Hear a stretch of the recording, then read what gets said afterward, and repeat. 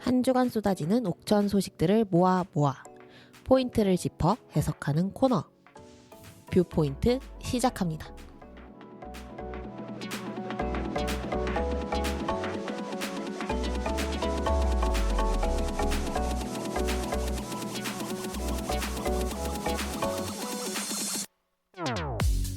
네, 안녕하세요. 옥천신문 이현경 기자입니다. 안녕하세요. 옥천 FM 공동체 라디오 이혜수 PD입니다.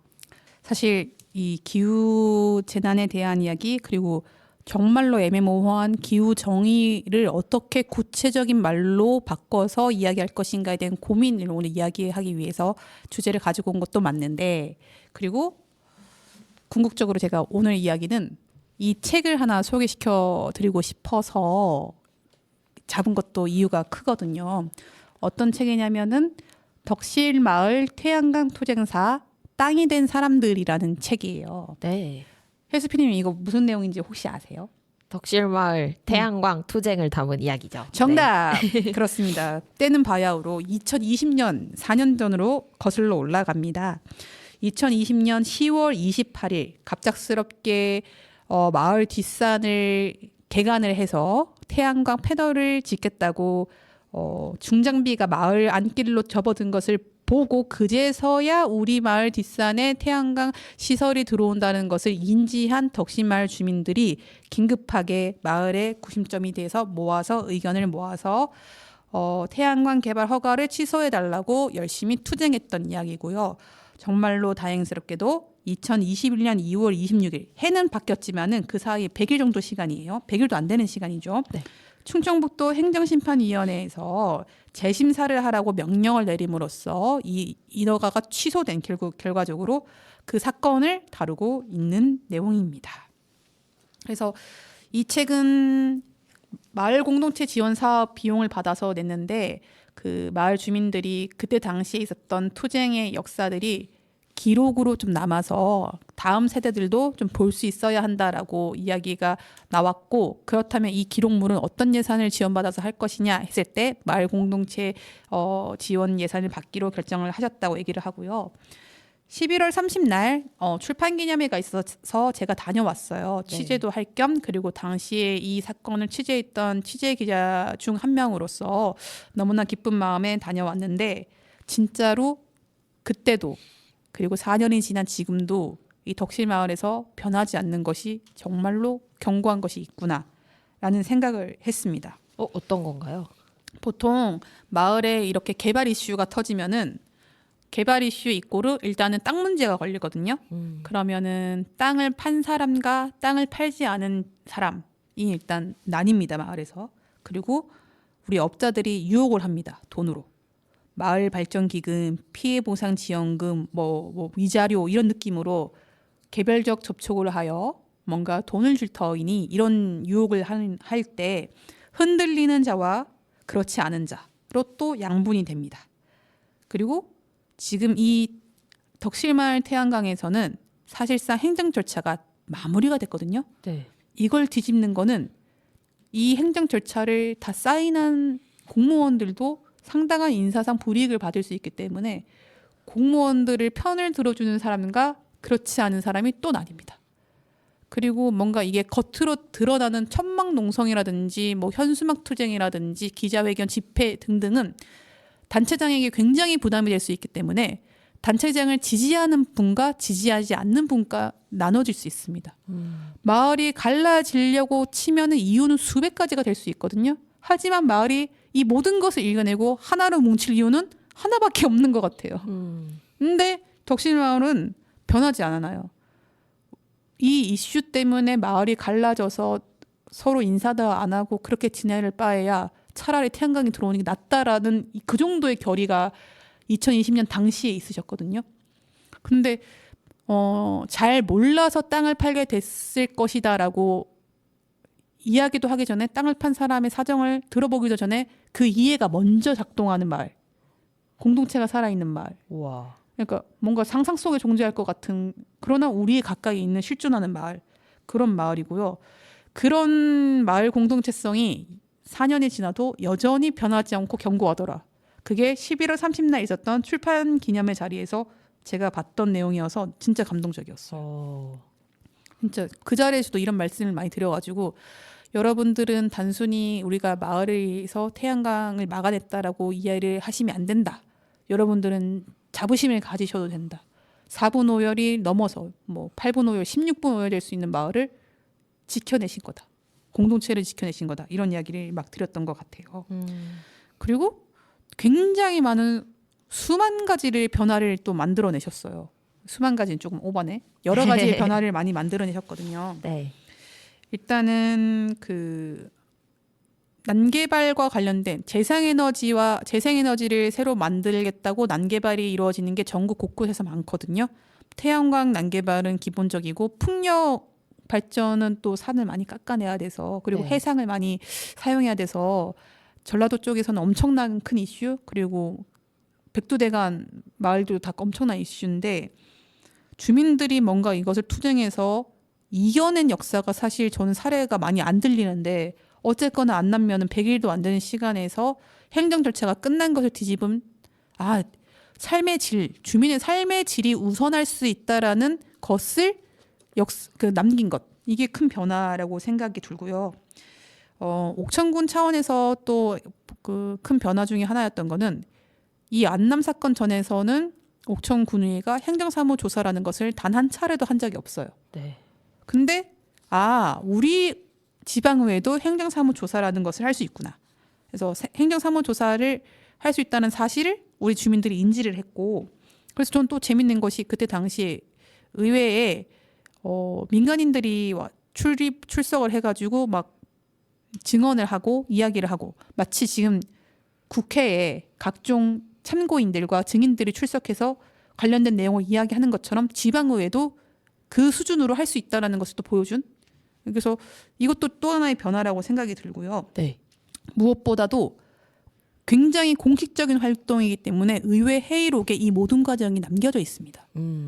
공식 기록물로 이 태양광 난개발 투쟁사를 남겼다는 것도 저는 굉장히 큰 의미고 변화라고 생각이 들고요.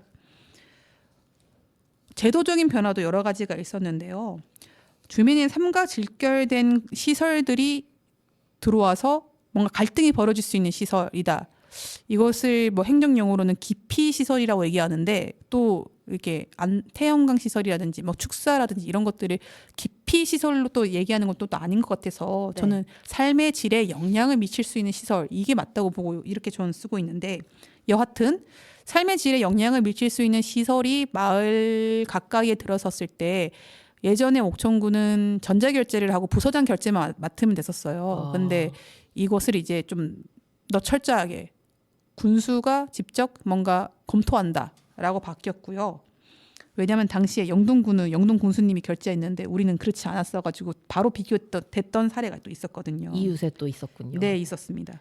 그리고 난개발을 나타나는 지표가 경사도 15도거든요. 산지법에서는. 네. 근데 이곳이 적용이 잘 안 돼요. 그래서 실제로 산을 깎아서 뭔가 개발 행위를 할 때 왜 이게 적용이 안 되냐. 좀 더 철저하게 적용해야 된다라고 해서 군 계획 조례가 바뀌었는데 우리가 15도까지는 못 낮췄어요. 이것은 아마 음으로 양으로 개발업자들이 영향을 미치지 않았을까라고 의심은 좀 해보는데 정확한 팩트를 지금 제가 잡아내는 게 없어서 네. 그래서 토지의 경사도가 20도 미만인 토지를 유지를 했지만은 조례상에 단서 조항으로 경사도가 20도 이상인 면적이 전체 개발 면적의 20%를 넘을 수 없다라고 적혀져 있었어요. 네. 그러니까 어쨌거나 조례상 우리의 법규로 난개발을 할 수 있는 그 제한 조치가 이 태양광 투쟁사 이후에 벌어진 변화입니다. 그러니까 덕실마을 주민들은 변하지 않는 공동체성을 가지고 많은 제도와 많은 그 역사를 바꿔냈다라고 정말로 자부심을 가지셔도 됩니다. 그리고 제가 또 이 책에서 저희 당시에 이 사건을 취재했던 옥천신문 한인정 기자가 퇴사 이후 이제 작가로 활동하고 있는데 이 작가 한인정으로 이게 변신을 하셔서 이 책을 쓰셨어요. 근데 당시 거의 모든 마을 주민들이 나와서 투쟁을 했기 때문에 우리 한인정 작가께서는 최대한 많은 마을 주민들의 말을 담아야 된다라고 생각을 해서 기획을 했고 마을 주민들 인터뷰 다 하신 것 같아요. 말씀이 마을 다 주민을 전부요? 예, 다 나와 계십니다. 그래서 제가 이 책을 보면서 조금 인상 깊었던 마을 주민들의 이야기들을 조금 얘기를 좀 드릴게요. 일단은 덕실마을 이혜섭 이장님이 들어가는 글을 만드셨는데 이런 이야기들이 있습니다. 덕실, 그야말로 풀뿌리를 파먹던 시절부터 우리는 함께였습니다. 이곳에서 살아가기 위해 집을 만들고 삽과 갱이를 들고 마을길을 만들었습니다. 봄이면 줄지어 모내기를 하고 가을이면 별을 베고 겨울이면 이영을 엮었습니다. 상을 치르는 날도 혼례를 하던 날도 아이들의 첫 울음을 보던 날도 서로의 든든한 곁이 되었습니다. 중략에서 그렇기에 덕실은 사고 파는 땅이 아닙니다. 아니 그런 상상조차 할 수 없는 곳입니다. 이곳은 누군가의 것이 아니기 때문입니다. 이런 말씀을 해주셨어요. 이게 뭔가 지금 우리가 땅을 사고 팔고 집을 사고 팔고 하는 부동산 등기의 개념이 아니신 거예요. 이 마을 주민들은. 네. 함께 만들어 온 마을이기 때문에 설령 소유가 내 땅이어도 내가 온전히 이 땅을 어떻게 쓸지를 결정하는 결정 주체는 아니다라는 뭔가의 암묵적 합의가 되어 있는 마을인 거예요. 놀라운 마을이죠. 네. 자, 또 마을 주민들 이야기 여러 개를 더 소개시켜 드릴게요. 네. 당시 이장이었고 현재는 군의원이신 송윤섭 의원님의 말씀이 이렇게 나와 있습니다. 아무리 내 땅을 내 맘대로 하는 세상이라지만 여기는 덕실이잖아요. 마을 주민이 만들어 온 마을, 마을 주민이 주인인 마을, 마을 주민이 땅 그 자체인 곳, 나의 행위가 공동체에게 미치는 영향력에 대해 고민하는 공간이요. 같은 맥락으로 계속 말씀을 하시죠. 네. 이게 놀라운 얘기들인 거죠. 그러니까요. 공감대가 이미 형성돼 있는 거죠. 우리 한 작가님 너무 대단하십니다. 땅을 파신 분의 인터뷰도 들어가 있습니다. 예? 아, 마을 주민을 다 했으니까. 다 했으니까요. 네. 근데 잠시만요. 제가 이거 찾을 수가 없네. 어디 있지? 우리 설영애 주민의 이야기인데요. 51페이지라고 써 적혀 있습니다. 여기 네, 찾았습니다. 우리 설영애 주민님은 한 달 동안 여기 데모할 때 집에서 뜨개질만 했어. 그 주방에 쓰는 수세미 있잖아. 그걸 60개를 뜬 거야. 그거 뜰 때는 내 마음이 어땠겠냐고. 동네가 다 한편이 돼서 스트레스 풀려고 마음 달래려고. 나는 내 땅을 팔아먹은 사람인데 가서 데모한다는 게 말이 되냐고. 그렇게 지내는데 이메란 내외가 찾아왔대. 와가지고 땅 판 사람이 무슨 죄가 있느냐. 못 팔아서 안달인데. 그게 아니라 그쪽에서 마을과 상의도 안 하고 마음대로 했다고. 그것 때문에 반대를 하는 거라고. 나와달라고. 그래서 내가 군청에 데모하러 가는 거는 못해도 차가 없으면 내가 운행은 한다고. 입구까지 태워다 주고 서로 잘한다고 박수치고 내가 호박죽도 데모하는데 퍼다 주고 그렇게 했어. 이렇게 와. 말씀하셨어요. 끌어안은 거죠. 당신이 이걸 판 행위가 문제가 아니라 이걸 팔고 사고 했을 때는 어떠한 이유로 이것을 한다는 설명이 되어야 되는데 그런 것이 통째로 생략된 게 문제지. 이런 식으로 끌어안으신 거고 이게 맞는 말이시지 않습니까? 그렇죠. 그래서 이런 것들 이런 식의 이 마을에서는 벌어진 거고요. 이런 식으로 엄청 대단한 마을이죠. 네. 아마 이런 마을이 세상에 또 존재를 할까 싶어요. 그리고 이런 말도 있습니다. 이기화 주민이 하신 말씀이십니다. 그 데모할 당시에 나 TV도 나왔어. 내가 군수 팔을 붙들고 안 된다고. 여기 살려달라고 막 그랬지. 추울 때라 무릎도 아픈데도 일어나지더라고. 엄청나네요. 그러니까요. 이 말씀이 가장 중요한 말씀인 것 같아요. 여기가 편하고 좋은데 여기서 죽어야 하는데 이런 말씀을 해주셨거든요. 그러니까 이 출판 기념회에 가서 제가 들었던 말 중에서 가장 인상 깊었던 것은 이 마을을 지킨다라는 의미가 어떤 식의 표현으로 되냐면 나는 이 마을에서 죽어야 될 사람이다. 난 죽기 전까지 이 마을에서 산다. 이런 표현이 딱 나오는데 지금 저희 세대만 해도 정착의 개념이 잘 있나요? 잘 없죠. 언제든지 나의 상황에 따라서 이동할 수 있다. 오히려 되게 자유롭잖아요. 근데 여기서 죽어야 될 마을. 약간 막 되게 무서운데 죽어야 될 마을이라는 말이 되게 무서운데 마을이라는 의미가 뭘까? 이 죽어야 되는 마을은 어떻게 또 이렇게 뭔가 사회 인문학적으로 이렇게 해석을 해야 될까라는 약간의 과제도 저 스스로에게는 좀 남았습니다. 그리고 제가 여기서 덧붙여서 한 가지 말씀을 더 드리고 싶은 거는 아까 일부에서 에너지를 공적으로 만들 때에 들어가는 그 사회적인 것들에 대해서 이야기를 좀 나눴었는데요. 당연히 일부에서는 가장 핵심은 에너지를 생산하는 것은 공공의 소유로 시작해야 된다. 이런 말씀을 나눴죠. 근데 자꾸 민간의 영역에 맡기는 것. 그래서 안남, 덕실마을, 태안과 또 민간 사업자가 손을 댄 것. 그 이유는 정부가 재생에너지로 빨리 바꾸고 조금은 더 화력발전소보다는 낮은 단계의 에너지 개발을 해야 되는데 돈이 없다라는 얘기를 많이 하거든요. 네. 그러면 돈을 어떻게 만들 것인가? 이거는 현실적인 문제거든요. 돈을 만들어낼 방법에 대해서 우리가 구체적으로 합의를 해내지 못하면 계속 끌려다닐 수밖에 없어요. 근데 현재 지금 에너지 발전소를 새로 바꿔내고 하는 방법에서 돈 재원 마련에서 가장 앞서서 나오는 단어는 탄소세라는 거거든요.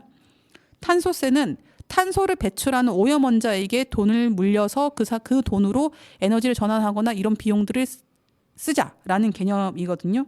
굉장히 오염원을 내뿜는 사람에게 책임을 지우는 세금의 방식이다라고 생각할 수 있는데 이게 아니랍니다, 여러분. 그럼 뭔가요? 오히려 오염자에게 책임을 묻는 과세 방식이라기보다는 핵심 오염자가 피해갈 수 있는 과세 방식이래요. 어쩐지 왜 탄소세, 탄소 중립이란 말을 우리네 대기업들이 가장 열심히 쓰고 있는지 이유가 딱 풀렸어요. 이게 어떻게 되냐면 이제 석유 많이 쓰는데 세금을 묻히자라고 했을 때 어떻게 됩니까? 당장요? 우리 농민들 네. 기름 떼가지고 트랙터 움직이고 하는데 거기에 세금을 더 많이 물리겠다는 거거든요. 네. 대중교통이 발달하지 않은 농촌 지역 주민들은 차를 많이 타야 되는데 우리가 세금을 더 많이 내게 생겼고 이런 식의 소득 역진성이라 얘기하는데 억울해. 왜냐하면 나는 이렇게 탄소가 많아가지고 이산화탄소가 뿜뿜해져가지고 이렇게 지구의 전체 기온을 올리는 데에 나의 기여도가 조금인 것 같은데 네. 지금 세금 개편은 나한테 세금을 매기려고 하네? 이렇게 되는 거예요. 저항성이 너무 세지죠. 네. 그래서 당장 제 주변에 있는 사람들도 원자력 발전소가 만약에 문을 닫으면은 전기값이 당장 올라서 서민들만 힘들어질 거다라고 얘기를 하고 그것을 막 부추기는 그런 분위기도 있어서 서민들이 원자력 발전소를 없애면 안 된다고 그 최전선에 내보내는 분위기도 분명히 있는 것 같아요. 그랬을 때 어떻게 해야 되느냐? 탄소세 얘기가 아니라 기후정의세라는 말을 우리가 써서 새로운 세금의 영역을 개발을 해야 된다라는 이야기들을 많이 하고 있습니다. 너무 애매모호하죠. 기후정의세. 간단합니다. 소득세와 법인세의 최고 세율을 인상을 해가지고 부유층과 대기업들에게 기후위기에 책임을 묻는 방식이라고 합니다. 그러니까 자산 많은 사람들에게 네. 세금을 더 물리는 방식. 당연히 아까 말씀드렸다시피 이 자산 형성에는 탄소 배출에 대한 책임이 분명히 핵심적인 책임이 있을 것이다. 라고 우리가 합의를 해서 이건 합의가 아니라 사실은 맞는 팩트거든요. 사실이거든요. 그래서 이 소득 역진, 조세 불평등으로 인한 저항이 없도록 해야 된다. 공공재원은 사회적으로 들어가는 비용은 이런 방식으로 만들어야 된다. 라는 게 이 기후정의세가 가지고 있는 의미래요. 그래서 이 단어의 의미와 이 기후정의세로 가야 된다라는 말을 더 많은 국민들이 좀 해줬으면 좋겠다라는 생각에서 기후정의세라는 개념도 설명을 좀 드리고 싶고요. 네. 그리고 사회적 비용은 이렇게 기후정의세를 만들고 또 마을마다 이게 햇볕 연금이라는 또 개념이 있어요. 햇볕 연금이요? 네. 그래서 마을의 공동 소유의 땅, 공동 소유의 건물에 태양광 시설을 올려서 전기를 발전하고 거기서 나오는 전력을 한전에 팔고 나오는 공적인 재원을 햇볕 연금이라고 하는데, 마을에서 공유지를 잘 활용하는 방식이고 거기서 만들어낸 재원은 또 공적으로 또 마을의 발전을 위해서 쓸 수 있거든요. 이랬을 때 아니 나라에서 전력을 사줘가지고 왜 마을에 그걸 줘야 돼? 라고 말씀을 하실 수 있는데, 저는 우리 안남이 거기서 대답을 해줄 수 있을 거라고 봐요. 민주적 통제가 가능한 단위가 마을일 수가 있다. 그리고 마을 주민들이 분명 모든 마을이 안남 덕실마을 같지는 않을 거기 때문에 마을 주민들의 교육이라든지 뭔가 영양 수준도 높여가야 될 필요는 있지만, 어쨌거나 이 햇볕연금이 마을에서 쓰는 방식은 민주적 통제를 좀 더 강화하는 방식으로 갈 수 있기 때문이다 라는 저의 사견을 좀 남겨보면서 이번에 준비했던 시간을 마무리해 보려고 합니다. 네. 노래를 들어야 할 것 같아요. 네. 어떤 노래가 준비돼 있죠? 봄이 오기 전에 꼭 들어야 될 노래죠. 우리 가수 샤이니 종현의 어떤 노래죠? 우린 봄이 오기 전에. 듣고 오시겠습니다.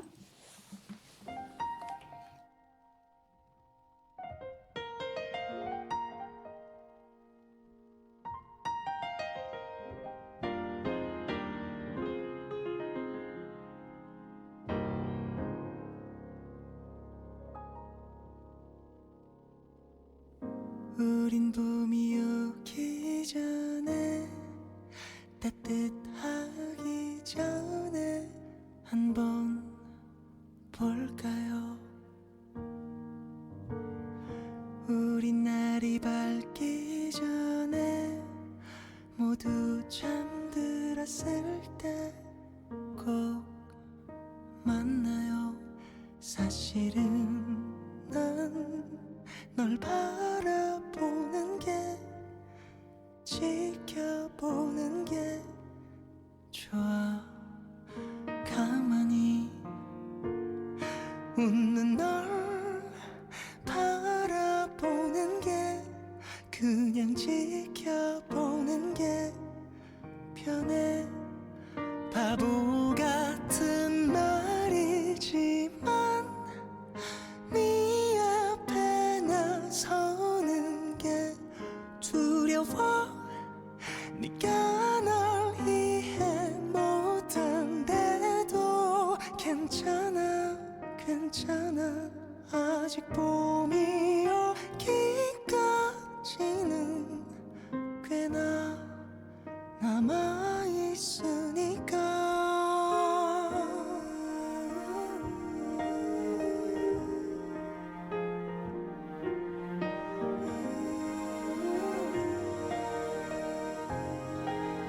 사실은 난 또 봄이 오는 게, 따뜻해지는 게 싫어. 가만히 웃는 널 멀리서 보기만 해도 가슴이 아리는데, 바보 같은 말이지만 네 앞에 나서는 게 두려워. 네가 널 이해 못한데도 괜찮아, 괜찮아. 아직 봄이 오기까지는 꽤나 남아있으니까. 이번 봄은 예전보다 빨리 온다지요. 아직 그대로인데 어찌해야 하나 고민 말아요. 난 괜찮아요. 또 내게도 봄이 오겠죠. 난 네 앞에 나서는 게 두려워. 혹시 너에게 온 게 내 슬픔 잊고 내게도 봄이 오면 그땐 그땐